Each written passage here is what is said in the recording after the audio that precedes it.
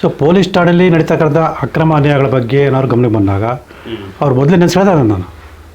So police ಅಧಿಕಾರಿಗಳೇ, police ಸಿಬ್ಬಂದಿಗಳೇ ಅನ್ಯಾಯಕ್ಕೊಳಗಾದ ನೇರವಾಗಿ ಹೇಳ್ತಾರೆ, ನಿಮಗೆ ನ್ಯಾಯ ಸಿಗಬೇಕು ಅಂತ ನೇಮಕೇಶನ ಭೇಟಿ ಮಾಡಿ ಅಂತ ಹೇಳ್ತಾರೆ. ಅಷ್ಟರ ಮಟ್ಟಿಗೆ ಒಂದು ಕೆಲಸ ಕಾರ್ಯಗಳ ಗಮನಿಸ್ತಾ ಇದಾರಲ್ಲ. ಸೊ ಅದನ್ನ ನಂಗೆ ಅದಕ್ಕಿಂತ ತೃಪ್ತಿ ಇನ್ನೇನು ಬೇರೆ ಏನಿಲ್ಲ. ವಸೂಲಿಗೆ ಹೋಗ್ಬಿಟ್ಟಿದ್ರೆ ನಿಮ್ಮ ಹೆಸರು ಹೇಳ್ತಾ ಇರಲಿಲ್ಲ. ಖಂಡಿತ ಸರ್, ನೈತಿಕತೆ ಅನ್ನೋದೇ ಮುಖ್ಯ ಮನುಷ್ಯನಿಗೆ ಬೇಕಾಗಿರೋದು. ಆ ನೈತಿಕ ಶಕ್ತಿ ಇದ್ದಾಗ ಆ ಶಕ್ತಿ ಮುಂದೆ ಯಾವ ಶಕ್ತಿನೂ ಕೂಡ ಏನು ಮಾಡೋಕ್ಕಾಗಲ್ಲ.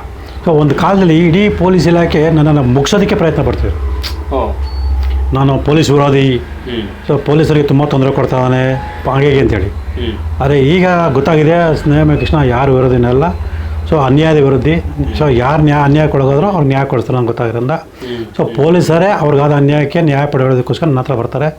ಮತ್ತು ಅವರೇ ಕೆಲವು ಅನ್ಯಾಯಗೊಳ್ಳೋದ ವ್ಯಕ್ತಿಗಳನ್ನ ಸೊ ನನ್ನ ಹತ್ರ ಕಳಿಸ್ಕೊಡ್ತಾ ಇದ್ದಾರೆ. ನಾನು ಯಾವುದೇ ಒಂದು ನಿರೀಕ್ಷೆ ಇಟ್ಕೊಂಡು ಕೆಲಸ ಮಾಡಲ್ಲ. ಸೊ ಕೆಲಸ ಮಾಡೋರು ನನ್ನ ದೇವರು ಅಂತ ಹೇಳ್ತಾರೆ. ಕೆಲಸ ಆದಮೇಲೆ ದೇವ ಅಂತ ತಿರ್ಸ್ಕೊಂಡು ಹೋಗ್ತಾರೆ. ಅದೆಲ್ಲ ಥರದ ಅನುಭವ ನನಗಾಗಿದೆ.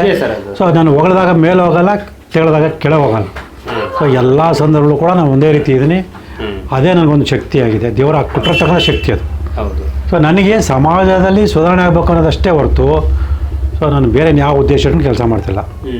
ಸೊ ಹೀಗಾಗಿ ನನ್ನ ಒಂದು ಹೋರಾಟದಲ್ಲಿ ಸಮಾಜ ಒಂದಷ್ಟು ಬದಲಾವಣೆ ಆಗ್ತಿದೆ ಅನ್ನೋದು ನನಗೆ ತೃಪ್ತಿ ಇದೆಯಲ್ಲ. ಸೊ ಆ ತೃಪ್ತಿ ಸಾಕು ನನಗೆ. ಓಕೆ.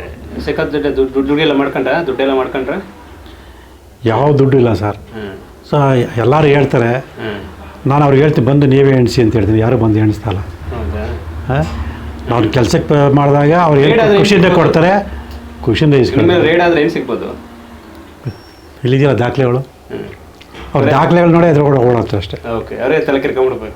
ಬರೀ ಇಲ್ಲಿ ಇಷ್ಟೇ ಇದೆ ಅಷ್ಟೇ. ಮನೇಲಿ ಅಟ್ಟದ ಮೇಲೆ ಮತ್ತು ಮನೆ ರೂಮಲ್ಲಿರೋ ದಾಖಲೆಗಳು ನೋಡ್ಬಿಟ್ರೆ ಅದು ನೋಡಿ ಓಡೋಗ್ಬಿಡ್ತಾರೆ ಸಹವಾಸ ಬೇಡ ಅಂತೇಳಿ. ನನ್ನ ಹೆಸರು ನೇಮಕೇಶನ. ನಾನೊಬ್ಬ ಪತ್ರಕರ್ತ ಮತ್ತು ಸಾಮಾಜಿಕ ಹೋರಾಟಗಾರ. ಇದು ರೈಟ್ ನ್ಯೂಸ್.